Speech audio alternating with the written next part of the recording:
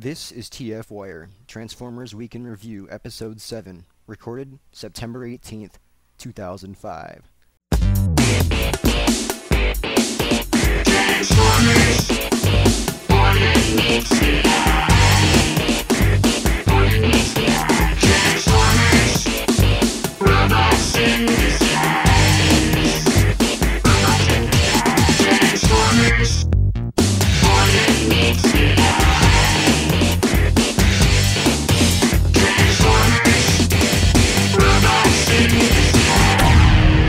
TFWIRE.com.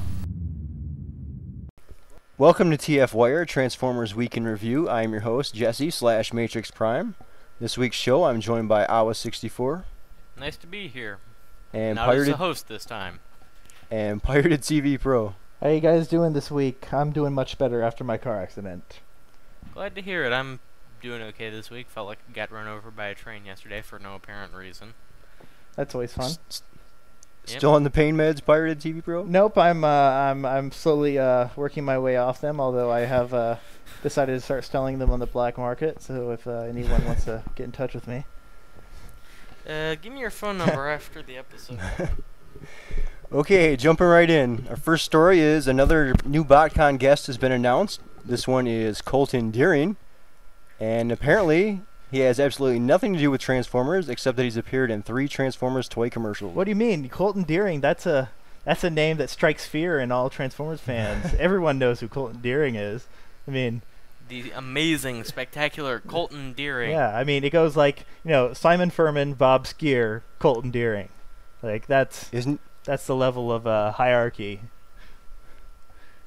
But does he have a kick-ass leather coat? Oh, no, he doesn't. He's wearing a little black ringer in his black and white photo. But he's right underneath the guy with the leather coat. So the leather coat guy looks like he's like, "What's up with you?" And then you get this little kid who's like smiling. But yeah, I'm not impressed. He's been in 3 Transformers commercials apparently.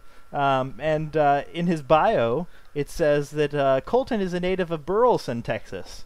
So I wonder if location could... Casting by proximity? Could be, yeah. Even though he could still live in Texas and be like, 8 hours away. Good point. Seeing as how, like, when we were driving across country, I drove from Florida to California. Texas was a third of the trip. So, if that goes to say anything. Okay, where's BotCon taking place this year? Outside of... Oh yeah, Frisco. Frisco. I believe it's like a... And where's he live? Burleson. B-U-R-L-S-O-N? No, it is B-U-R-L-E-S-O-N. Doing a Google map search. Yep. Yeah, so in the meantime, he got to spend some time in Mexico shooting Veritas Prince of Truth. So awesome maybe for him. there's some Veritas fans, cult fans out there somewhere that they're trying to bring in. I hear there's a very large crossover between the two fandoms. Oh yeah, it's huge. Bizarro World. It's almost as big as Stargate. But there we go. 63.5 miles. Yeah. About 1 hour. So he's an hour away. So that's got he heard from friends. Some friends were like, "Hey, we're gonna go to the BotCon." And he's like, "There's a BotCon? I could be a guest there. Let me call him up." Yeah, so... Because all kids sound like they have that kind of shrill voice acting effect. Yes. Well, at least they do in animes. But and they're bringing them in for the kids, but how many kids actually go to BotCon? 3. Yeah. I mean, it's a fan convention. Like, it costs money to get in. Parents don't usually, do that unless they're fans themselves. The one thing it does say in his bio is that as a younger kid, this is a quote, he had quite a collection of Transformers and became a whiz at their transformation. He used to time himself! He says it's really hard doing it fast for the camera in commercials, but it's cool seeing yourself on TV on Saturday morning. So maybe we'll get to see him if we have another timed transformation competition. Yeah, we'll see him beating out a bunch of 30-something overweight trans fans. Which would be worth it, in my opinion. That would be. Oh yeah, that'd make it entirely worth it. So you got guys that are like, sweating lard as they're trying to complete their Transmetal 2 Megatron transformation, and this kid's just schooling them all. That'd be more worth it. And there's like a line of guys walking off the stage crying, and please stop with the stereotyping. Not every Transformers fan sweats lard. Some of us sweat Crisco, damn it. Yes. But yeah, I mean, not impressed. I don't think most fans are. It's beginning to get a bit of a broken record. The only thing that I'm hoping is that because they did add to the list, this isn't someone who they had originally talked about, that we could get other people added to the list. Yeah, So, maybe we could end up getting some surprise guests. yeah. Although this is one weird thing, it brings to mind some theories I remember hearing at the beginning of the thing, that Master Collector's mistaking the Transformers fandom and the G.I. Joe fandom for having certain similarities where they don't. Like, I remember hearing some people suggest the G.I. Joe fandom is generally a slightly older fandom than the Transformers fandom, so Well, maybe they're putting something in for the kids, thinking that there will be more parents bringing their kids to the convention than there actually will be. that could be true because I mean, G.I. Joe fandom, you could have 50-year-old fans who are there at the beginning. With Transformers, it has Yeah. a 20-year history, so most people who are So- kids are 25, Yeah. maybe 30, but a lot of people, we're all like early 20-somethings, so most of the people picked it up Yeah. during Beast Wars, or at least most of the people that I've seen picked it up during Beast Wars and Beast Machine. So, but yeah, not I impressed. picked it up during G2, believe it or not. Yeah. Yeah. But in other convention news, Matrix Prime. Yes, Matrix Prime, please inform us of this heinous huggery most foul. Okay, our second story also comes out of BotCon, and apparently Master Collector is going to be charging for autographs. People who didn't pre-register will have to pay $10 per autograph, or they can pay $30 for an autograph punch card, which is good towards all 6 of the guests. Now, this is something brand new this year. Do you guys think it's going to go over big or not? Well, no. it'll go over big, but not in a good way, I don't think. And we should clarify that fans who did pre-register are only allowed to get 2 autographs every time they get in line. So in order to get all 6 autographs, they have to stand in line 3 times and waste their entire day. That's the biggest thing, because you're going to get the real big fans who are pissed off about spending all day in line. And a lot of them, I'm guessing, rather than doing that, are just going to pay for the punch card, get in line, do it in one foul swoop. I have to disagree with you there. I think people are cheap bastards and they'll just choose which 2 people they want autographs from. Well, when you get into a comic, into a convention, time is money. Yeah. Like, you pay to be in there, and if you're going to be standing in line the entire time, it better be for something good. And, maybe you'll have more people who are just going to get in line for, the 2 people that actually matter, which, there's really not 2 people who actually matter, in my opinion. Yeah, I mean, but apparently if they had, like, Scott McNeil, Simon Furman, Frank Welker as guests, then maybe charging for the autographs wouldn't come as such a obnoxious thing. But with this, it just kind of seems weird. I mean, sure, they might have noble intentions of trying to stop it from being a huge bottleneck at the autograph stands, but even if that is the case, they chose a year when the guests aren't going to have a huge draw for autograph power. I mean, sure, there are people who are going to be bringing in their Starscream toys from one of the Dobsons and a few other toys and the like, but past that, I can't imagine that you're going to get a lot of people saying, oh my god, I have to have so-and-so sign such and such. Yeah, I mean, like, I can only speak for MegaCon, which is in Orlando, but it's only the biggest names there that charge for anything. Yeah. I mean, usually just about half of the people there, if not more, you walk up, you talk to them, they sign your stuff, and then you walk away. It's only like huge names like Leonard Nimoy or some of the bigger guys that it actually costs money to get them to sign your stuff. This is with these mediocre names, it seems a little bit ridiculous to me, at least, that they're going to be charging even people who. I mean, even the voice know. actors here could be kind of upset by this. I mean, don't they usually figure out whether they want to charge for autographs or not themselves? That's what and most of the proceeds would go to them in that case. But I'm hoping that maybe Master Collector's using this as a fund to go to bigger names next year. They don't have. I mean, this is all capital that they had to come up with. Basically from themselves. I'm guessing. I mean, this is quite a risk that they're taking this year. So maybe this is a way to raise capital for next year, so that they are able to get some bigger names. I mean, we have to take that into consideration. Yeah, it's certainly possible. This is their first year doing this. There's no profits from last year. The only thing that they have to go on right now is the pre-orders and the pre-registrations, and with what they've been giving away thus far, that might not be that great. So, Although a fan that's just my convention being opinion. run as a money-making scheme kind of bugs me, and I don't know. Master, well, someone's got to make true, money. but I mean, Hasbro does it for the money. They don't do it for the yeah, fans. but that's why Hasbro doesn't run the convention themselves. That's true. And I mean, the Hardmans didn't do it for money. Glenn Hallett quite obviously Yeah. didn't do it for money because he had such a horrible grasp of it. No offense, Glenn. We know you Right. tried, and better luck next time. Tried and failed miserably. Yeah, no hard feelings though. But Glenn. I yeah, mean, enough convention complaining. Yeah, I think we've done way too much of that. I think we should go on yeah, to the let's next. stop this from turning into next the topic. convention bitch hour. Okay, moving on. Our third story: the new alternators packaging is out, or at least we've seen pictures of it. P Prime has posted pictures of the packaging on his website, and apparently the packaging is sort of a mix between the Cybertron packaging and the Vinyltech packaging. And the new packaging includes a large bubble that is sealed down to the box. Do you guys like the new change? Not particularly.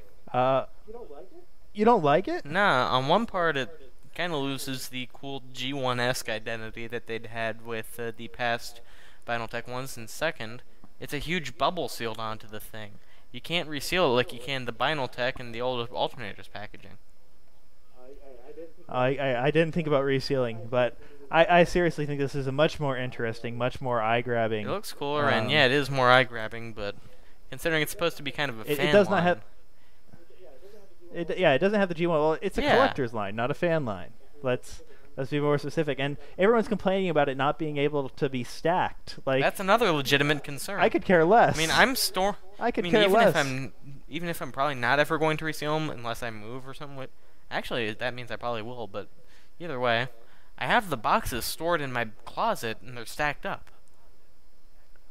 So if you want to keep the box, you have. Well, see, You're gonna have to set up a with weird my like, boxes, cardboard divider I take between them each out. layer. I take out the stuff that I have, and then I break them down. Undo everything, break them down so they lie flat, and then they go, either behind a chest or underneath a bed or something. So like, packaging really isn't that big a deal. I definitely think this is much more eye-grabbing. It's much more gonna appeal to the casual But for fan. a collector's line, it's much and less get collector friendly. much less collector. It's much less of a fan win. No, it's Oh,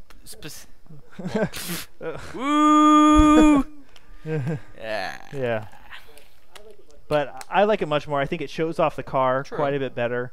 And it does fit in with the it rest lets of you the get a Transformers line, which it does appear that they're trying to aim for kind of uniformity there. Yeah, it gives you a much more, like, you can pick it up and look at both sides of the Yep. of the car, including the front, and it's got the little hole in the back so you can see the license plate.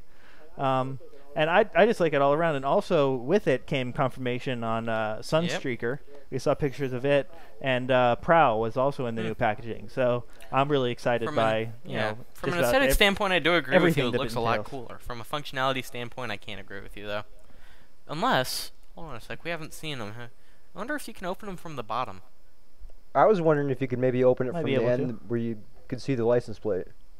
That's another possibility. Yeah, that could be true too, because Maybe that's I should cardboard. shut my mouth So- until we actually see the end then. Because Until from we the see end pictures, result. Yeah, from the pictures, I couldn't tell if that end was sealed down to the rest of the box too, or if you could open it from that end. If you can reseal it, I Yeah. remove all my criticisms except for the fact that it kind of removes the G1 feel of it. right. I can Yeah. understand that, but I just think it looks much Yeah, nicer it does. in my opinion. It definitely does. To, It to looks the- like to- it's a modern toy instead of a mid-'80s toy. yeah, which I think will Yeah. help a bit, because seeing 80 of those lining your Toys R Us would look a little bit cooler than just a bunch of boxes with Yeah. a third, 3/4 of the car viewable. I mean, this thing, you can see everything of the car. I think that might have been one of the problems that they were trying to address with this, is the It's fact a licensed car line, but you these can't are see them. Yeah, exactly. And it does So, make it easier to display for the mint and sealed box collectors too. So maybe I should change my tone. Yeah, I like it a lot. From a But the design question perspective, is- I love it, but The question is, do you think Yeah. we're actually going to see them in the stores? yeah, eventually. I hope so. Well, if we get the distribution that we talked about last week Yeah. through Walmart, Certainly which possible. this could be part of of what we're seeing Let's right hope. now. I mean, they demanded that this This stuff is the happens, third and major we're packaging seeing it. revision. Why do you think we've had so many with this line? I think that they realize that the fans are really behind it, but that the casual buyer probably isn't picking it up as much That as they'd doesn't like. explain the second revision, though. Yep. Yeah, that's true.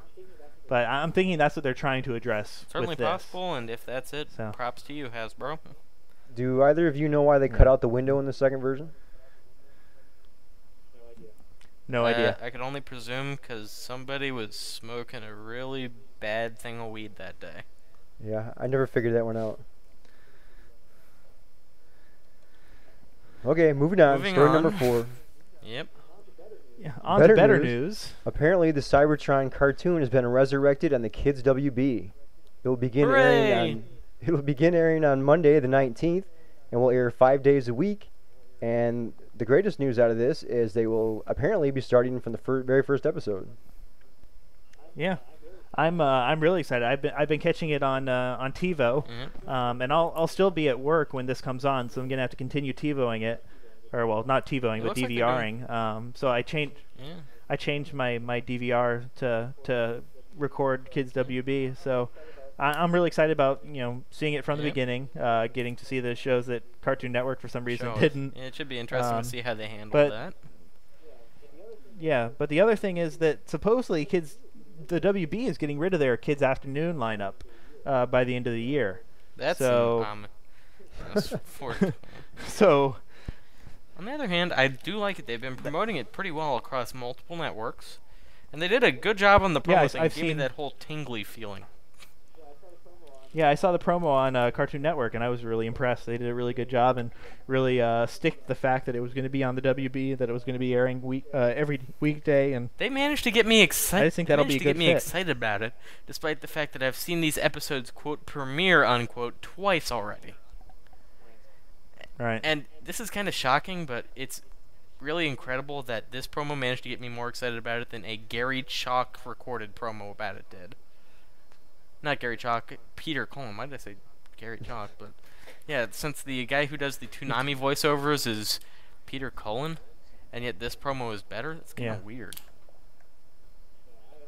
Yeah, I'm really excited. Number one, that it's getting another chance. Because last week we were talking about the fact that that it might not be pulling down the ratings for network television, It's and going on now network it's going on to network Yeah. television. So maybe they were doing a good job, and wanted to give it a wider audience, and this would be it. And they're starting from the beginning, so And with it airing 5 days a I don't know, week, it seems like a Transformers good will fit. certainly be getting, Broader exposure. yeah. well, yeah. In 3 weeks they'll have gone through all the episodes that they've shown on Cartoon Network. So Maybe it'll mean they'll start accelerating towards where they are on Galaxy Force. Which reminds me, I need to Let's hope start so. downloading episodes of that again. And actually managing to watch them. Isn't that illegal? Fan subs? Not really. I'm- I'm not sure if it... but yeah, I'm not 100% happy sure on about. the legality of it, but the moral justification of it I think is acceptable. Well, that's okay then. Yeah, I'm all about it. I'm liking it. I think it'll get it to kids, Yeah. which is the big audience for the cartoon, and that fans, the fans who want to watch it, will find a way of either setting up their VCR or like me setting up a DVR, or a lot of people have been downloading it And as well. considering so. the adult fans, 4:30 in the afternoon is probably a better time for them to be able to manage to catch it in some sense than Friday night would be. Especially considering half the fandom would probably be out actually doing something on Friday night, and the other half would be watching the. Oh wait, they were showing it on Saturdays. Never mind. But Saturday, still, yeah, they'd Saturday be doing night something on even. Saturday night, and then the other half would be watching other networks' primetime Saturday Night Live lineup. Did I say Saturday Night Live lineup? Yep. Yeah, you did. That's because I'm an idiot. When was the last time Saturday Night Live was Not funny getting in anyway? arguments. Oh, Ooh. ouch! It was in Yeah, 2002. it's been a couple years. Yeah. Yeah. Well, that's Probably all the the last time stories I Christopher got. Walken was on. Or, Yeah, I've the only thing I've got is the Beast Machines DVD set has been listed on the Rhino Oh, would you website, go, which is what? I rhino.com. thought Rhino lost the license. Beast Machines. It's on the Rhino website. It says, and I'm quoting here as I have it listed, The Beast Wars saga continues as the high-octane yet deeply layered series Beast Machines. The Maximals, led by now troubled and spark-searching Optimus Primal, awaken to find themselves on Cybertron with no memory of how they got there. There is little time to celebrate their defeat of Megatron, however, because that big bad bot is back and stronger than ever. Now he controls Cybertron and commands a new breed of Transformers, the Viacons. As if the Maximals didn't have enough to contend with, their bodies have also undergone a strange reformatting that alters the way they transform between beast and machine, forcing them to learn, practice, and perfect a new form of mind/body control. The future of Cybertron rests in the hands of Optimus Primal and the Maximals, who are committed to liberating it from Megatron and his mindless minions. Get ready for a complex, spiritual, and thrilling chapter in the Transformers story. Special features include interviews with cast and crew and commentary by writers Bob Skier and Stephen Melching. 700 minutes, color, and not rated. Yay, advertising copy. So along with that, you also get the box. See what the cover art looks like, and it looks nice. I mean, it's much more interesting than the Beast Wars stuff, which was basically just the Beast Wars logo with a gradient. It was on the top Beast of it. Wars metal thing that I'd seen. I'd seen it somewhere else, I think. But yeah, so also they say commentary by Bob Skier and Stephen Melching. They don't say on a single episode, so maybe we could be getting more of that. So. And interviews with cast and crew, or maybe they're just purposefully being vague as to what's Where happening. Is this on the Rhino website? It doesn't. This says rhino.com/store. And then product detail.lasso number equals 9700189. You're gonna have to rewind if you want to hear that again, because what's the retail on this? So, it says retail price $59.95. However, Deep Discount DVD has it up already for pre-order, and I believe theirs was listed at $35.95, There you have something it. like Go that. So through almost half. Deep Discount DVD, or Stuck a Kid if they carry Free it. shipping. Are we endorsing discount DVD here, or what? I use Deep Discount DVD all the time. They're guaranteed to have the lowest prices. They have free shipping. I'd I probably like them a go lot. through Amazon if I was going to go through anywhere, but that's because I'm like, there's a Amazon distribution center basically like 20 miles from my house. So I can buy the normal shipping that you get for free with the purchase of anything of a decent size, and get a 5-day shipping price for a 1-day shipping value. So, other than that, there's not really, there's not much that I saw calls to that mind the happened Justice League. Except without the funky angles and everything. Wait, you're saying the Beast Machines characters don't have funky angles? They have weird curves. The other ones have funky angles. Yeah, it's a trade-off. But that's about all. The one thing that I wanted to mention, the other one thing, if you want to see how to do a black repaint right, check out TF KinCon. Remy's site has Fang Wolf, the black version. That does looks cool. really, really, really nice for a black repaint. I usually completely and totally shy away from black repaints, don't like them at all, but this looks really nice. Maybe it's because I don't like the whole White Wolf thing to begin with, but the Black Wolf version looks really, really sweet. They fixed a lot of the paint app problems that I had with the first one. I'm probably going to sound like really a total well done, idiot for asking this, especially because I take Japanese and I should be more familiar with Eastern language pronunciation, and I'm not even sure if that is right or not. Blah, blah, blah, blah, blah. Anyway, is it pronounced Remy or Remy? No, I have no idea. I've heard people say it Remy. That's the way I see it. I think it would be Remy. But Remy. Yeah. So. I find myself pronouncing it Remy every time I go to say it, which even sounds wrong. Yeah, well, I'll try to catch myself on that for the future. That's all. That's all that I have for this week. Did you guys have anything else? I believe you had some pillow talk for our listeners out there. Oh, bad pun. Yeah, you suck. Anyway.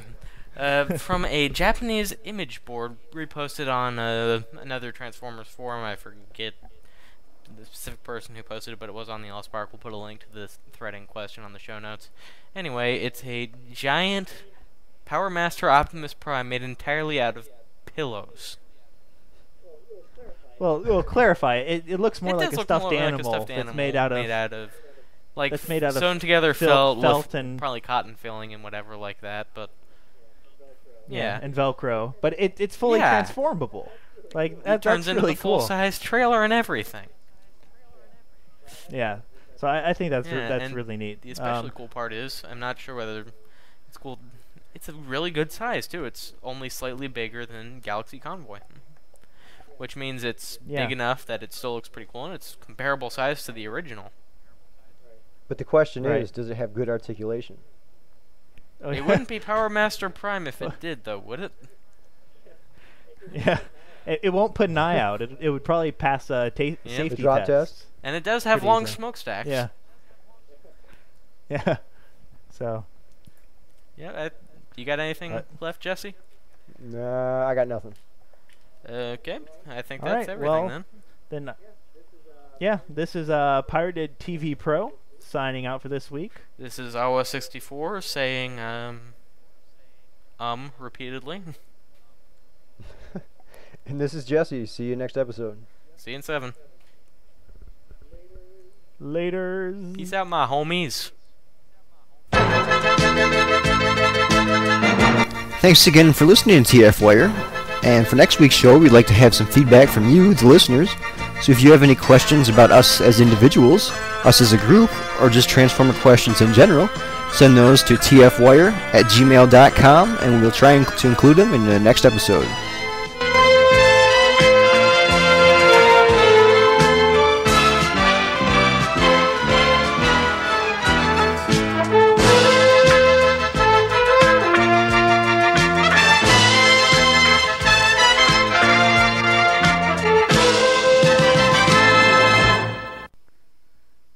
Please cut that.